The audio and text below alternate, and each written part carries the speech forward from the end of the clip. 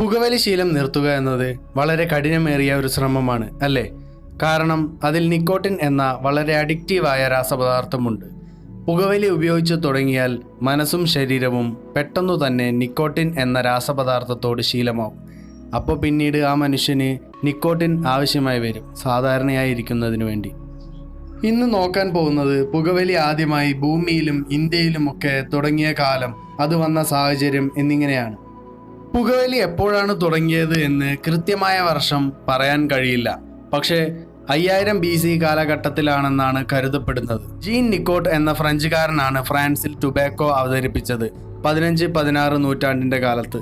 പിന്നീട് ഇത് ഇംഗ്ലണ്ടിലും വ്യാപിച്ചു. ജീൻ നിക്കോട്ടിൻ്റെ പേരിലാണ് പുകയില ചെടിയും അതിലടങ്ങിയ ആൽക്കലോയിഡുകളും അറിയപ്പെട്ടത്. 16-ാം നൂറ്റാണ്ടിൽ ടുബാക്കോ വരുന്നതിന് മുൻപ് യുറേഷ്യയിൽ കനാബിസ് ഉപയോഗിച്ചിരുന്നു. അത് ഡയറക്റ്റായി വലിക്കുകയല്ല ചെയ്തിരുന്നത്, മറ്റ് ചെടികളുടെ കൂടെ കൂട്ടിച്ചേർത്താണ് വലിച്ചിരുന്നത്. അതുപോലെ നമ്മൾ പണ്ട് സിനിമകളിൽ കണ്ടിട്ടുള്ള പുകവലിക്കാൻ ഉപയോഗിക്കുന്ന പൈപ്പുകൾ ഈ കാലഘട്ടത്തിൽ കണ്ടുപിടിച്ചതാണ്. 17-ാം നൂറ്റാണ്ടിൻ്റെ കാലഘട്ടത്തിലാണ് ഇന്ത്യയിൽ ബീഡി നിർമ്മിക്കുന്നത്. ഇന്ത്യയിലെ പുകയില കൃഷി തുടങ്ങിയ ശേഷം പുകയില പണിക്കാർ ബാക്കി വരുന്ന പുകയിലകൾ ഇലകളിൽ ചുരുട്ടി വെക്കുമായിരുന്നു.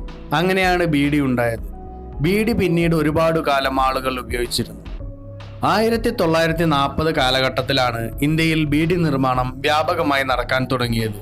ഇന്ത്യയിലെ തന്നെ വലിയ സഹകരണ സംഘമാണ് 1969 പ്രവർത്തനം ആരംഭിച്ച കണ്ണൂരിലെ കേരള ദിനേശ് ബീഡി തൊഴിലാളി സഹകരണ സംഘം.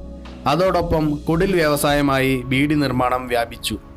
അക്കാലത്ത് ബീഡി നിർമ്മാണമായിരുന്നു ഒരുപാട് കുടുംബങ്ങളുടെ പ്രധാന വരുമാന മാർഗം.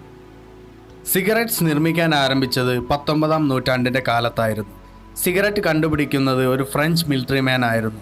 യുദ്ധത്തിനിടയിൽ അദ്ദേഹത്തിൻ്റെ പുകവലിക്കുന്ന പൈപ്പ് പൊട്ടുകയും അതുകാരണം അദ്ദേഹം ബാഗിൽ നിന്ന് ഒരു പേപ്പർ എടുത്ത് പൈപ്പ് രൂപത്തിൽ ചുരുട്ടി അതിൽ പുകയിലയിട്ട് വലിച്ചു.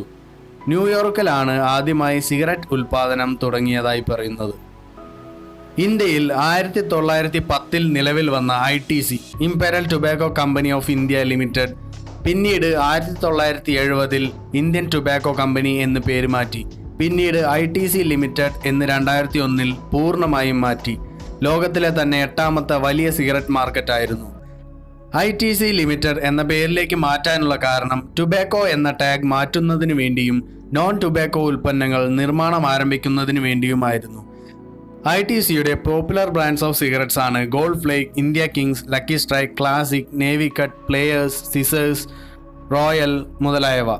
പുകയിലെ ഉൽപ്പന്നങ്ങൾക്ക് പുറമെ ITC food products, stationery, hospitality industry, packaging industry, agriculture, IT sectors എന്നിവയിലൊക്കെ ഇപ്പോൾ ITCക്ക് പങ്കുണ്ട്. എങ്കിലും സിഗരറ്റ് തന്നെയാണ് ITCയുടെ ഏറ്റവും കൂടുതൽ ലാഭം കൊയ്യുന്ന ഉൽപ്പന്നം. ഇന്ത്യയിൽ ഏകദേശം 120 മില്യൺ പുകവലിക്കാർ ഉണ്ടെന്നാണ് കണക്ക്. പക്ഷേ ഇതിലും ഒരുപാട് കൂടുതൽ കാണും. 2019 കണക്കനുസരിച്ച് സിഗരറ്റിൽ നിന്ന് 348 ബില്യൺ ഇന്ത്യൻ റുപ്പീസ് ആണ് ടാക്സ് റവന്യൂ. എന്തു തന്നെ ആയാലും സിഗരറ്റ് വലിക്കുന്ന ശീലം അത്ര നല്ലതല്ല. ശ്വാസകോശത്തെയാണ് ഇത് ഏറ്റവും കൂടുതലായി ബാധിക്കുന്നത്. അതിനു പുറമെ ഹൃദയത്തെയും പ്രത്യുൽപാദന ശേഷിയെയും ബാധിക്കും. നമ്മുടെ ശരീരത്തിൻ്റെ സ്റ്റാമിന അഥവാ ഓജസ്, കരുത്ത്, രോഗപ്രതിരോധ ശേഷി മുതലായവ സിഗരറ്റ് വലി ബാധിക്കുന്നുണ്ട്. സിഗരറ്റ് വലി ശീലമായി പോയവർക്ക് പൂർണ്ണമായി നിർത്താൻ കുറച്ച് ബുദ്ധിമുട്ടുകളൊക്കെ കാണും. പക്ഷേ അതിൻ്റെ ഉപയോഗം കുറച്ചു കൊണ്ടുവരികയാണ് ശ്രമിക്കേണ്ടത്. വീഡിയോ ഇഷ്ടമായെങ്കിൽ ലൈക്ക് ചെയ്യുക, ഷെയർ ചെയ്യുക, ചാനൽ സബ്സ്ക്രൈബ് ചെയ്യുക. നന്ദി, നമസ്കാരം.